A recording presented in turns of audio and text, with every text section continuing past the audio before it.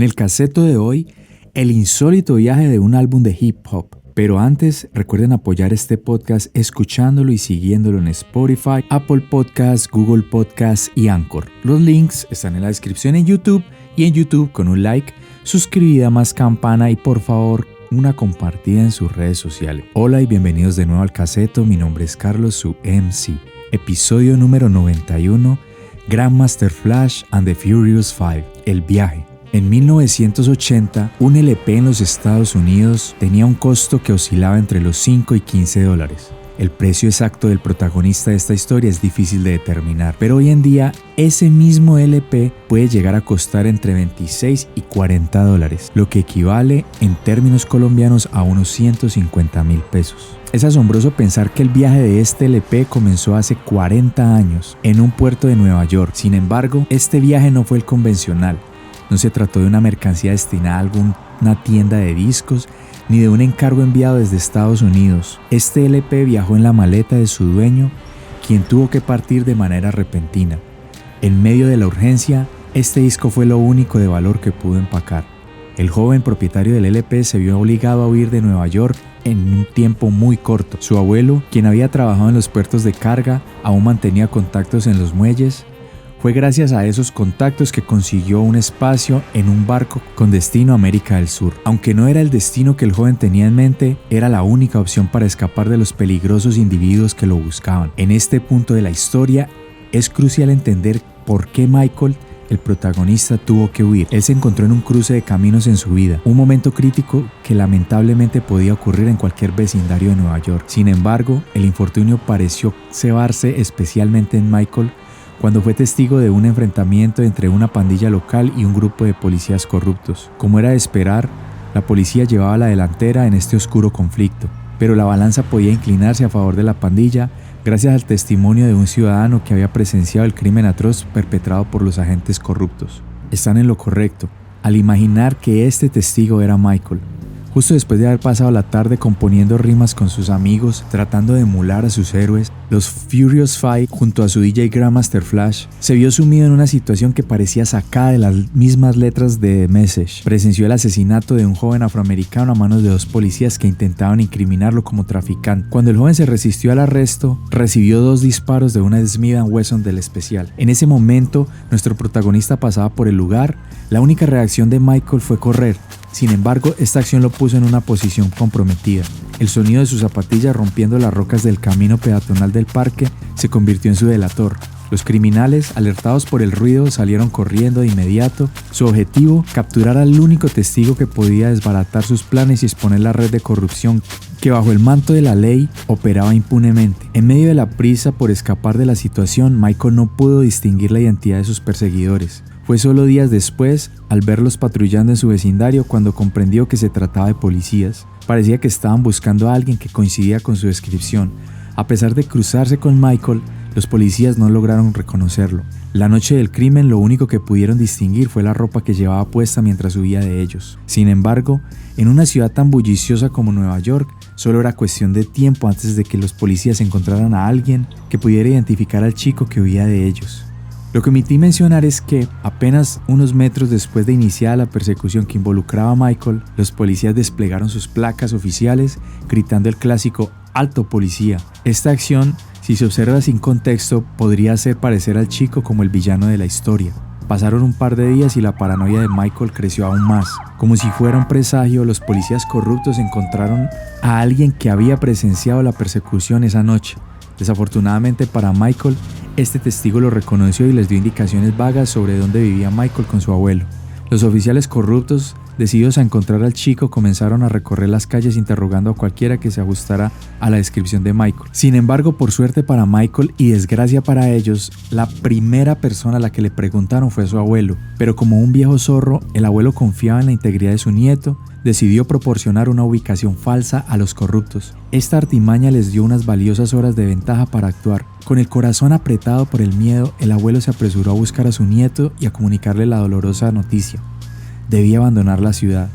En medio del temor, solo se le ocurrió una solución: enviarlo lo más lejos posible.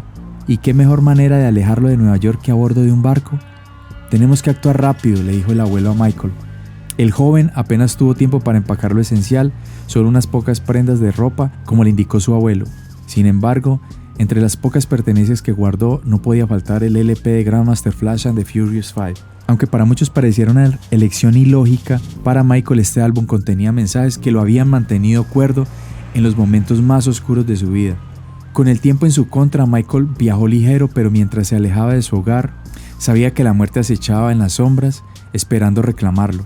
Sin embargo, solo encontrarían el rastro dejado por Michael y su astuto abuelo, porque ya corrían por las líneas del subway en un vagón de la ruta del metro que se dirigía hacia los puertos, un refugio para aquellos que huían para evitar adentrarse en el lado más oscuro de la humanidad. Pero donde existe oscuridad también hay luz, y esta se encontraba en el muelle 5, en el barco que aguardaba al último pasajero. El abuelo había actuado con celeridad. Por teléfono se había encargado de contactar a un viejo amigo del puerto, quien lo esperaba con el boleto que le salvaría la vida a su nieto. Con la misma prontitud con la que su viejo amigo aceptó ayudarlo, el abuelo y Michael llegaron al puerto. La despedida fue tan rápida como emotiva, similar al escape de la muerte. «Recuerda, Michael», dijo el abuelo, «mantente íntegro, mantén tu rumbo, mantén la cabeza en alto y nunca olvides quién eres y de dónde vienes». El abuelo apretó a su nieto en un abrazo que sabían sería el último entre ellos. Con lágrimas en los ojos, se separaron, conscientes de que esa sería la última vez que Michael vería con vida a su amado abuelo. Sus palabras resonaron en los oídos de Michael mientras se adentraba en el barco, dejando atrás su ciudad natal y enfrentándose a un futuro incierto. Michael abordó el barco con prisa, consciente de que este sería su hogar durante el tiempo que tardara en llegar a su destino. El viaje hacia Colombia comenzó con relativa calma, hasta que se encontraron con una tormenta tropical que puso a prueba al carguero y a su tripulación. Esta adversidad se sumó al drama que ya vivía Michael, pero afortunadamente el carguero demostró tener la solidez de un tanque Panzer. Una vez superada la prueba de la naturaleza, el carguero continuó su rumbo hacia su destino. Después de 20 días de travesía en alta mar, finalmente llegaron al puerto de destino, Buenaventura, ciudad en la costa del Pacífico colombiano. Para Michael esto marcaba el comienzo de una nueva vida, pero también representaba su primer obstáculo, el idioma. Aunque siendo neoyorquino había aprendido algunas frases en español gracias a la convivencia con amigos latinos en su barrio. Se encontraba en un nuevo clima, en un nuevo entorno, con un nuevo lenguaje por aprender. Pero lo más difícil para Michael era el profundo sentimiento de desarraigo que experimentaba al haber tenido que huir de su tierra. El único recuerdo tangible que conservaba de su hogar era el LP de Grandmaster Flash and the Furious Five. En medio de su melancolía, Michael decidió que lo primero que debía hacer al desembarcar y entrar en este nuevo mundo era encontrar un lugar donde pudiera poner su LP, como una forma de reconectar con su hogar. Acompañado por uno de los tripulantes del barco, Michael recorrió la ciudad en busca de un lugar donde pasar la noche. Quizás encontrar un tocadiscos para escuchar de nuevo The Message. Esta canción evocaba tantos recuerdos de su vida en el barrio y de alguna manera parecía reflejar su propia historia hasta cierto punto. Después de ambular por la ciudad durante varias horas, Michael finalmente encontró lo que parecía ser un refugio, una posada destinada a marineros y trabajadores del puerto. Para su fortuna, descubrió que en el primer piso de la posada, los propietarios se habían ideado una forma de mantener a sus clientes entretenidos y montaron un bar. Desde su llegada, Michael había puesto sus ojos en este lugar. Con habilidad limitada para comunicarse en español, Michael intentó entablar conversación con el administrador del bar, quien aún estaba ocupado preparando el local para abrir esa noche. Con gestos y palabras mal pronunciadas, Michael logró hacerle entender que deseaba poner su álbum en el tocadiscos del bar. El administrador lo miró y le dijo: «En la noche puedo mirar el momento para poner el LP». La noche finalmente llegó y Michael le esperaba con ansia la oportunidad de poner su LP, pero sabía que primero debía consumir algo en el bar para que le permitieran reproducir solo una canción. Así quedó acordado. Mientras esperaba, Michael se acomodó en lo que sería su hogar durante un tiempo, tratando de encontrar su rumbo en esta nueva etapa de su vida. El tiempo pasaba lentamente y Michael estaba cada vez más impaciente por escuchar su preciado LP. Aunque el reloj parecía moverse en reversa, finalmente llegó la hora de la apertura del bar. A pesar de haber llegado temprano, pasaron un par de horas antes de que comenzara la acción. Después de perseguir al administrador por el bar durante toda la noche, este finalmente accedió a la petición de Michael. Después de consumir algunas cervezas, llegó el momento esperado, y en ese bar de música tropical, por primera vez sonaría algo que nunca antes había resonado en ese lugar, ni siquiera en la ciudad y mucho menos en el resto de Colombia. Y así comenzó a sonar The Message, con su percusión atronadora y el ritmo clásico del hip hop. Los clientes del bar no entendían lo que estaba sucediendo. Para muchos, esta música era algo completamente nuevo y diferente a lo que estaban acostumbrados a escuchar. Algunos parecían incómodos con el cambio repentino en el ambiente, mientras que otros sucumbieron al ritmo y se dejaron llevar tras ver a Michael soltar un par de pasos al mejor estilo breakdance. La energía que Michael transmitía con su baile era contagiosa. Aquellos que inicialmente no estaban de acuerdo con la música terminaron pidiendo que se reprodujera The Message una vez más. En ese momento, Michael, después de todo lo que había pasado, tuvo la oportunidad de relajarse y dejar sus preocupaciones atrás, al menos por un momento. Era un instante de liberación y conexión donde la música había unido a extraños en un momento de pura emoción y celebración.